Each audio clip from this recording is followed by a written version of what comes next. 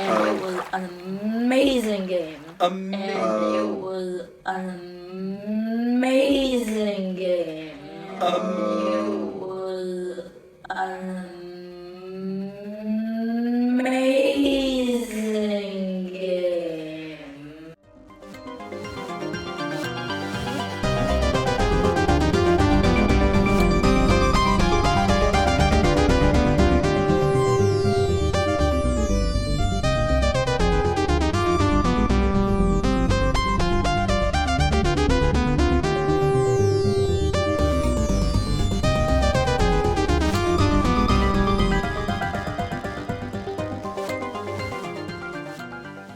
Hello, ladies and gentlemen. This is Justin. And Max Game. And we're going to be reviewing the expansive game Tang Garden. Tang Garden. And this is going to be an epic video. Yes. And there's reasons for this, because I want to go beyond just the scope of the game and maybe even think about how it came to be. I'm not doing a history lesson here, but also our involvement with games has come full circle. I'm going to say, you like that? Full circle? We've only been doing this for like 5 years, but it's still somehow full Only circle. 5 years. But yeah, it's 5 years that we've been playing heavy board games. Now, we had Dominion and some other card games prior to getting into board gaming, but our first introduction to large, heavy games. We went to a local friendly game store and they had It was like a game night. Game night, so right. Where you can go around and try different games. And so Max was playing Carcassonne, I think, and some other games. And I sat down with a young lady, and so she taught me this game called Hyperborea. And as soon as I started playing it, I was like, Max is going to like this. He was only 9 at the time, but I was like, he's going to like this. I've never seen anything sort of like this. I wasn't into board gaming at the time. And one of the designers, Pierluca Zizi, I'm probably mispronouncing, but I'm going to say Zizi. I'm probably going to get that part right. That's one of the designers of the game. And we've played this, a million times. And I think it's an underrated game in my opinion. Sometime later, we ended up getting Simurg. And this is really... And we also ended up getting the expansion as well. Also, the expansion was a good Dragon's Gate or something like that. Dragon's Gate College. That's a different game. No? It is? Yeah, it's called Dragon Lord. Ah, yeah. Dragon Lord. Dragon's Gate College in the game. You didn't play Dragon's Gate College. You said Dragon's Gate, so I knew... I said Dragon something. You said Dragon Gate. Whatever. Simurg. We played Simurg, and this is an expansive game. Huge amount of replay. There's so many tiles in this game. So much replay. And this is before you were really into dragon stuff. But we knew we liked this game. And I noticed ZZ again. So there was something about this anyway. Anyway. So time goes on and we start getting different games. And one of them is Xi'an. I hope I'm pronouncing that somewhat correctly. Somewhat. And the thing about this game, now in both Hyperborea and in Simurg, you're going over a territory and you're discovering things and you're flipping tokens over and you're moving these dragons down, and there's worker placement aspects of it and area control, and also you're getting cards to up your thing. Really, both of them are fantastic games. Xi'an, which you've only played once, and I've played it a bunch of times. This is by Francesco Testini. I think I'm getting that one right. Anyway, the interesting thing about this game is that every time it's your turn, it's broken down to one of two options. You have 2 cards. One of them you play as your action, basically, and the other one is the number, so what order you want to go in. And so it's either this or this. It's always a decision of 2. And in this game... Always a decision of 2. Explain a little bit. So, on your turn, you could do one of 2 things. You could either place out a tile somewhere where it can go, and you'll get either money, you'll be able to bump your resources up on your player board, or you'll be able to, if you're able to work stuff out, you'll get like $2. Like if you have a really good tile, you'll be able to get multiple dollars and multiple bumps. Or you can choose to draw decoration cards. You get 2 plus however many non-usable tiles there are. So like when you use them, you don't flip over the other one until later. So like let's say there's 1 down, so you draw 2 plus 1, and then you gotta choose to place one of these out. And on a territory that can hold it. That can hold it, because some territories will have a little water symbol where some water plants, animals could go. Mm-hmm. Others will have like a forest life symbol, where you can have like trees and have like a bird feeder, butterflies. Or you can have like rock spaces right there, which will allow you to either like build things like the pavilions, bridges, or something like that. And interesting, bridges, some of them go over water and some of them go over land items. And then there's other things. And they all of these work together. They work together, right. Like fish, 0 points. But if you play fish and a bird, they're worth 6. Right, so you but look individually for they're pairs. worth 0. And it's, yeah. It's this decision. Now here's the real crux of this game. So to me, any choice that you make usually is going to be okay. It's the optimization. Yeah, like you get like 2 actions that seem very similar, but one will give you $2 in a blue bump, or $1 in a blue bump, and you just gotta find that one spot. And then the character that you have might also sway you one way or another. Now Xi'an it's not a hugely difficult game. There's enough symbols to remember what's going on in the game, but I enjoy this very much. It's easy setup, and also you're putting out characters onto the board. In this case, you're putting on these statues, these Chinese statues from burial, which you then have to paint. You don't actually literally paint them. You have tile tokens that you say it's blue or red or whatever. Now, interestingly enough, I already have a game called Tang Garden. I've had this for about 4 years now or so, and Mom and I, we've played this a huge amount of times. Now, there's actually 2 rule sets in this game. There's one called Tang Garden, which I'm not crazy about. And then there's another rule set in here called Rock Garden, which is fantastic. And when I found out that she was getting this game, I was like, uh-oh, is this going to be just like a really pretty version of this? No. Completely different. Really fun game. Really nice really theme. Good games, but just very different. Yeah, hugely different. So I was happy that, that didn't occur. Now, in terms of choosing tiles and placing tiles, Max? Tile placement. Are you a big fan of tile placement games? No. And I found that out when I was doing a review about a year ago for Palmyra. You should go watch it. Which I'll put a link in it, I guess. Which I like very much. This is a really fun I love placing tiles. I love this tile placement game. And then I found out that Max didn't like it that much at all because he simply just did not like tile placement. Tile placement as a mechanic. All of the game. That was all of the game. Yeah, this is mainly. And then you move guys around. Really cool game. I'm giving it a high rating. And then I was like, uh-oh, this is a tile placement game.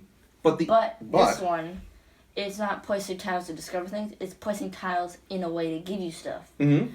Rather than placing tiles to go on it to do something. The placing of the tile will give you something. Yes, that's true. So you're expanding your own abilities by interacting with them. Now, what I realized was that Italian designers have just really clicked with me and our family in general. For example, here's another great game, Bomarzo. It's also kind of a worker placement game where you get to follow somebody. It's not the prettiest of games. It seems like the production is pretty simple, not as incredible as this one.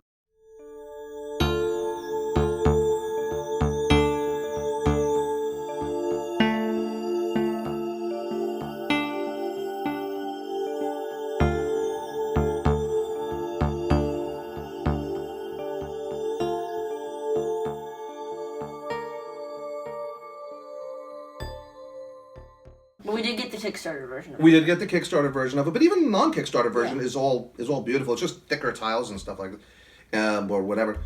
You get these thicker tokens. But Bomarzo, fantastic German-styled Euro game.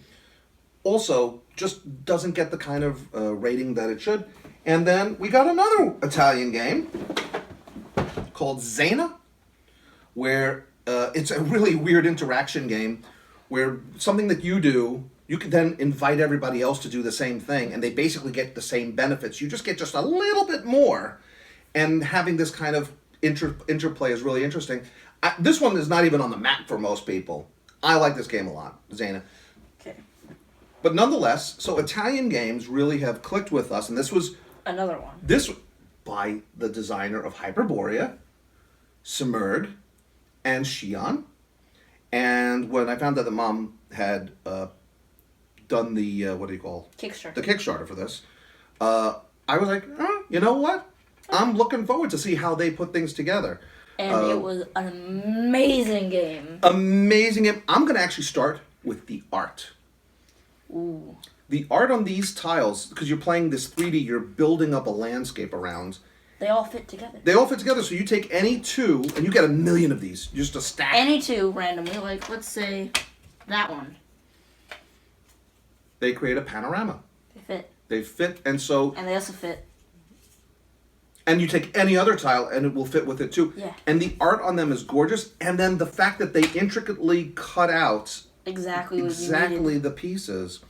Now, I have to say that for close to 50-year-old eyes, not quite, but the icons on the tiles that you need to know are kind of small and difficult for me to meet. But they're outlined in a color and of the color of who needs to look at them. So I kind of ignore, for the most part, the item, and I just look for the color. But it's fine. I mean, that's a minor quip. There are a lot of pieces in the game, like physical pieces.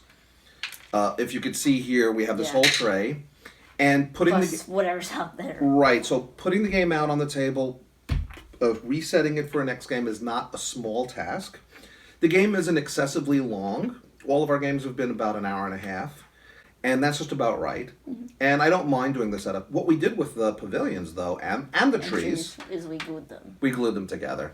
Because sometimes, I don't know, I felt that they kind of fell apart. Like one time it's like, I'm going to place a pavilion, and then you just took the lid and the rest of it just fell apart. Yeah, exactly. And you know what? I like inserts on occasion, but probably we're going to bag this or have it some way on... Or bag it in the And then I'll insert. probably, instead of having this as, placing it like a book vertically, it'll be horizontally, and then so things will work out that way. So what are you giving Tang Garden base game? Now, Tang Garden base game. The first time we played it, I was around a 7.5 to 8. Base game, I'm probably around an 8.5. 8.5. So around an 8 for the base game, I would say is just about right. But we do have one of the expansions called Golden Age. Now, as soon as Golden Age, when I opened up the box, first of all, you just get more tiles and more characters.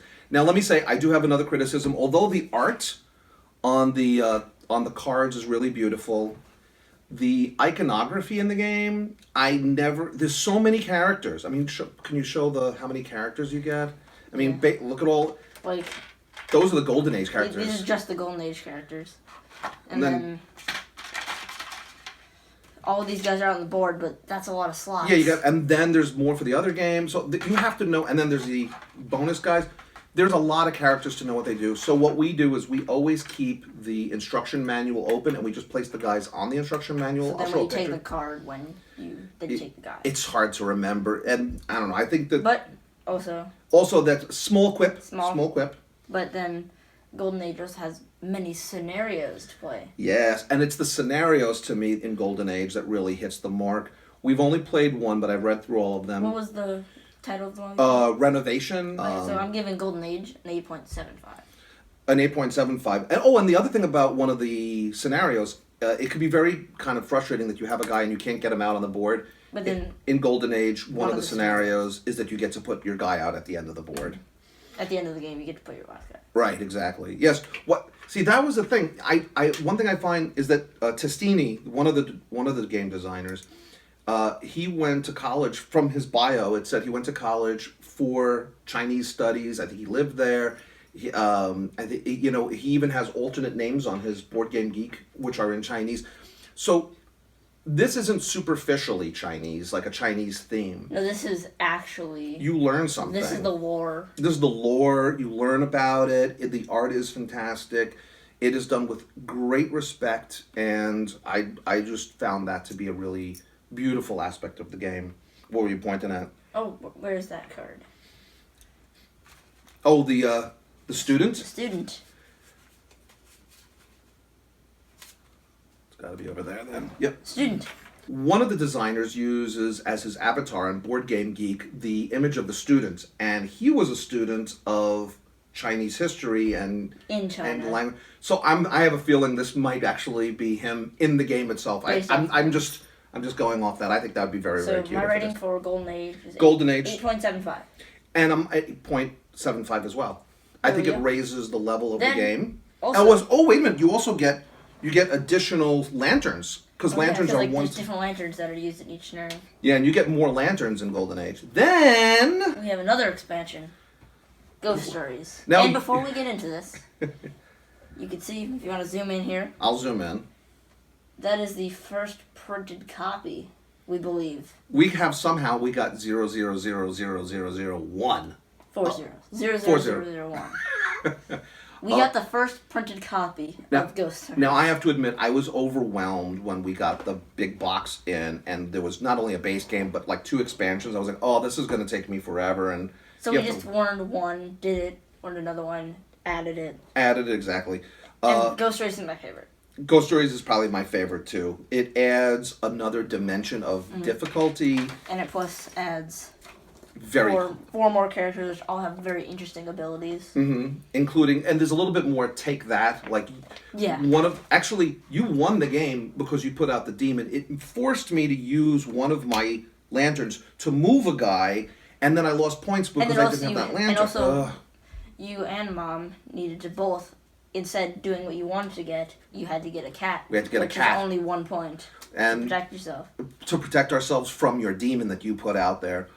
There's more, and then there are some tiles that allow you to replace things that are out there or give people nothing, plus a wild tile or landscape tiles. It is a little bit hard to remember what all of the temple guys do every time. But I think once you play it a few more times, or just have the rulebook next to you, very small thing. It's Still very cool. small thing. Now, Ghost Stories, one of the scenarios adds these Oh, the spirit animals. the spirit animals. Which is very cool. And again, this raises the level of the game for me because now it gives you another dimension of thinking and decision to making to do. It's amazing. Because normally when Because you you got your build your own little temple over here. and also managing looking which at things other- go and up and which goes boosting, and down. and if they go too high, they go down in points.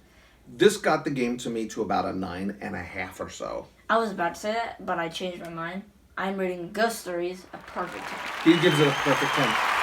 The only thing, and I haven't played everything. I mean, this is a game which has replayability beyond replayability. Oh, I mean, you can take a million different strategies. You can make a million different plus all of the combinations. scenarios. All the scenarios. With die to Die make to it the choose. shoes. Like, And they say they give you instructions about how to make your own scenarios, and you're big into dungeon crawl role playing games now.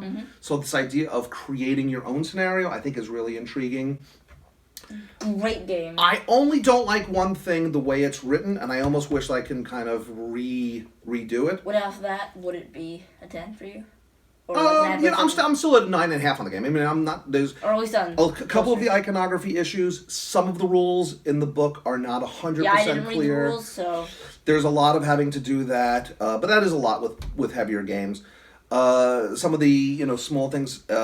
Regardless, the only thing that I didn't like, and this doesn't come with the base game. This is something that you can get separately. It came with the Kickstarter. Were the swans.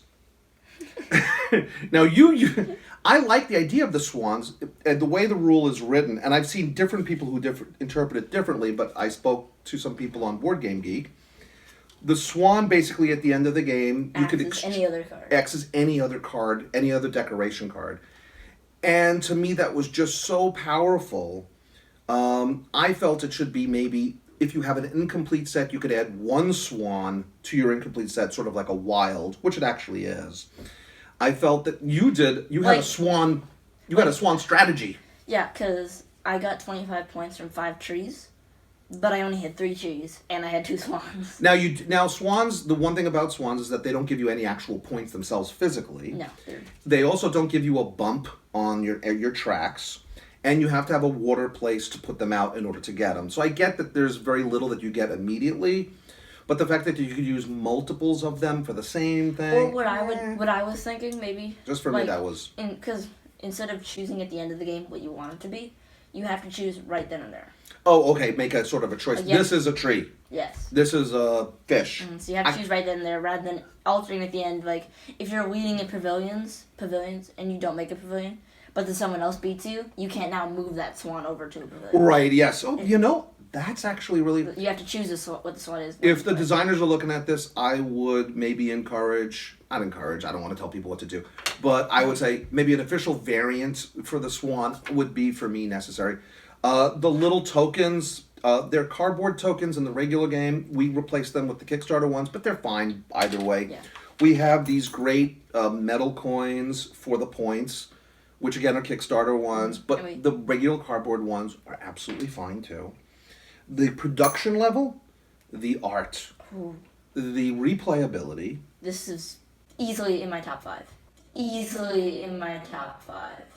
And probably mine too. For me, maybe even top 3, but I'm not gonna say that. Last year, Edge of Darkness was my game of the year, and it's probably my number 1 game. This might be the game of the year for you. It's kind of early in the year. It's kind of early. We're in March, but it might be. It's so far, as far as new games are concerned, this might be it. And it goes into this great tradition of games like Xi'an and Palmyra. Hyperborea big time. Zen Garden, yeah, a little bit lighter game.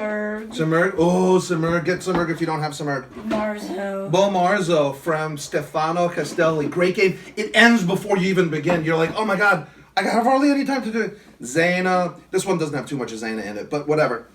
I'm going to give this game, overall, between the 3 boxes of having all 3, I'm going to give the game a 9.25. I'm going to give the game overall a 9.5, but with Ghost Stories being a 10. Okay, and so where do we put that then? 9.5? 9.5. We'll go 9.5. On the overall package. Okay. 9.5. 9.5 is the official. Justin Max rating of Tang Garden.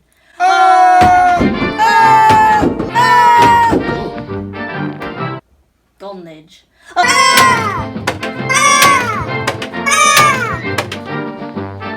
Ghost Stories. That didn't hit anything.